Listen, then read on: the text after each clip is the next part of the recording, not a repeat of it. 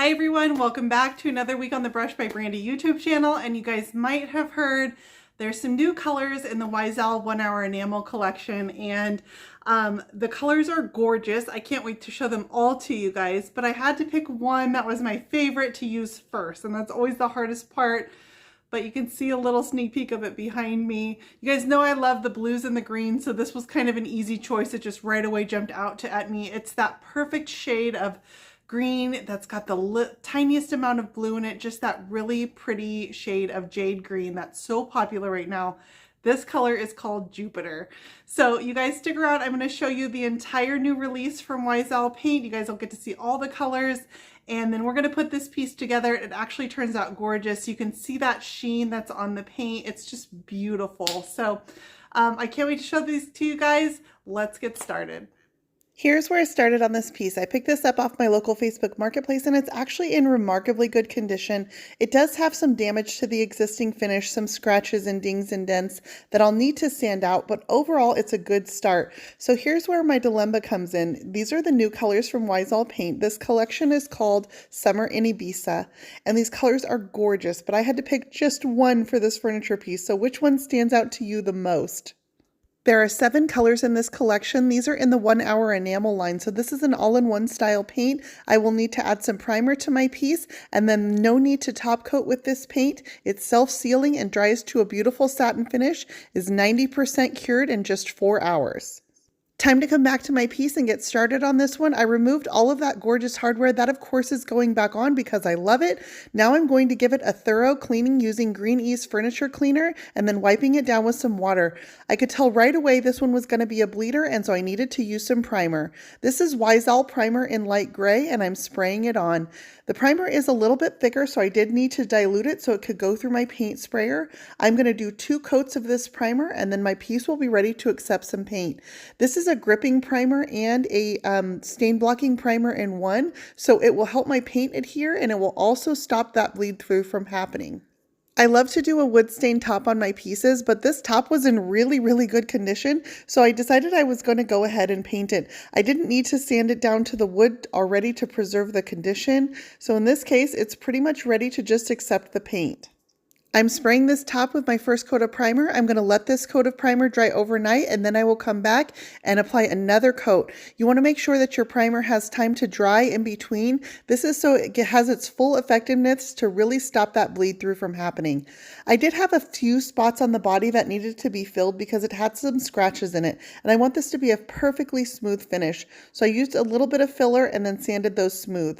Next, I'm going to use just a blower attached to my air compressor, and I'm going to blow all of the dust off this piece from sanding. With all that dust blown off, I'm also going to wipe this down with a microfiber cloth and just make sure I've got any remaining bits of dust. I want this finish to be perfectly smooth.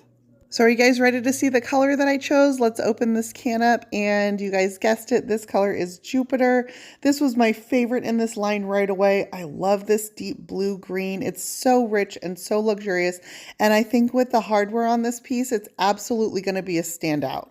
With my paint color chosen, I started out by running some water through my sprayer just to make sure I have the settings dialed in to a nice thin coat of paint.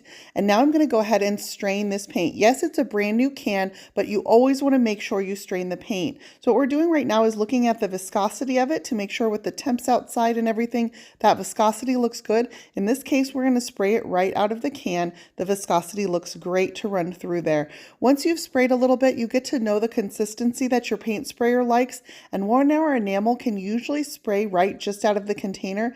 If anything, you might need just 10% dilution, but no more than that. With the paint run through the strainer, this is ready to load in my gun and start getting a coat on. My primer is nice and dry, and I'm just spraying thin, even layers over the top of that primer. And you'll notice I'm just going to do each pass overlaps the pass before it, just slightly, about halfway. And I'm just going to go back and forth on this, working in small, even sections. You want to keep your coats nice and thin when you're spraying. You won't get full coverage on your first coat. It's going to take 2 coats of coverage to get this one done, but you'll be amazed. These spray in nice, thin, even layers, and it's going to do some self-leveling to give me a really smooth coat. You always want to make sure that you're spraying in a clean and dust-free environment. In this case, I brought my piece indoors and I'm spraying in the garage.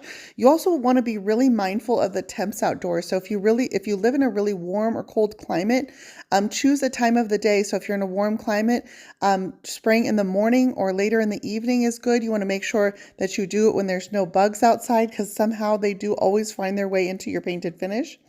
I did also take the drawers out on this one. I'm going to spray out the inside of this with an air hose to make sure those are nice and dust free. And then I'm going to spray along the frame as well. Here's some goodies that I found inside this piece. Nothing to get me rich, just a few old maps and things, but I took those out as well. And now I'm going to spray inside this frame, so when my drawers are in, there's no point that you can see the wood on this piece. I usually use where the manufacturer stops their finish as the guide on where I would want to stop my finish as well. You'll also be interested to know I rarely paint the backs on my pieces unless I have a reason to think that they might be used away from a wall or my customer has requested it. I don't usually paint the backs, and that's because it's kind of a waste of paint. They go against a wall, and there's usually markings on there that also can help identify the piece, and I hate to cover those up. So the backs on mine stay natural. I put my own marking on there as well to add to the story of the piece, but I always paint inside the frame like this. So one little tip I have for you is when you're going to be taking photos of a piece and you need staging items, you can also spray some of your staging items to match your piece, and they'll set off great when you're doing your staging. In this case, I took this old book. This one's been painted a couple times, and I just sprayed this in my same paint finish. And that way it's going to match the body of my piece very well. I'll put this on top when I'm taking my photos, and it will match that color. The drawers on this piece were already taken out so that we could spray the frame. So while they're out, I'm going to go ahead and spray those drawers. I actually do like to spray my drawers while they're out and horizontal, and this helps with the self-leveling. I know that I'm going to get no drips, and gravity's not going to want to pull that paint down while it's drying. I find that this gives it the nice, smooth, even finish that I'm looking for. I'm just holding up a box alongside of my drawers to make sure I don't get any overspray on the drawer sides. Although if you do end up with any overspray, I find that a light sanding will remove that really easily. These drawers came out flawless. So while my paint is drying, let's go back and pay a little bit of attention to the hardware. I did give these a light cleaning just with some dish soap, but I didn't scrub the old patina off because I actually really like it. And I'm going to emphasize it using a little bit of Redesign-with-Prima decor wax. This color is called Eternal, and it's a vintage gold that I'm just going to apply over the high points using my finger. This is just going to brighten those up, but I still have that patina color underneath. With my piece completely painted, you might be asking, but what about the drawer edges? And you're right, those do get missed when I spray like this. And so what I'm going to do is just touch those up using an artist brush. This is a brush from Redesign-with-Prima. It's got really nice, soft, smooth bristles, so I get a nice, soft, smooth finish on this. And I'm just going to add a little bit of paint to those drawer edges using the artist brush. I brush it on using a horizontal brush stroke, and then I'm going to even that out. This is a really small detail step, but it adds a lot to the finished look of the piece. The other option would be taping off all of these drawers before I sprayed them, but I actually find that this is a little bit faster and easier. I did 2 coats on all of my drawer edges, and those are done. But what about inside of these drawer boxes? This piece is an older piece, and you better believe that wood gets dried out from being inside in climate-controlled spaces. It expands and contracts, and so I want to condition that as well. I'm adding a little bit of Wiesel Furniture Salve, and this is a hemp oil-based conditioner inside of all of these drawers. And I'm going to make sure this hits on all around the drawer boxes, the bottoms, the sides. I even do the glides so that when they rub on each other, a little bit of that scent is refreshed and released. This is just a great way to make sure every inch of my piece gets touched and paid attention to. A fully refinished piece of furniture inside and out. This conditioning helps remove any scratches from the bottom of those drawer boxes. If I have clean drawer boxes in really good condition, I leave them in wood, and I'm not going to line this wood because wooden drawer boxes are absolutely ideal. They're easy to take care of with a little bit of maintenance. Hemp oil is a dry oil, so it doesn't leave a residue on the surface. This oil is going to fully cure and harden. You can buff away any excess so nothing is transferred onto anything you might put into the drawers.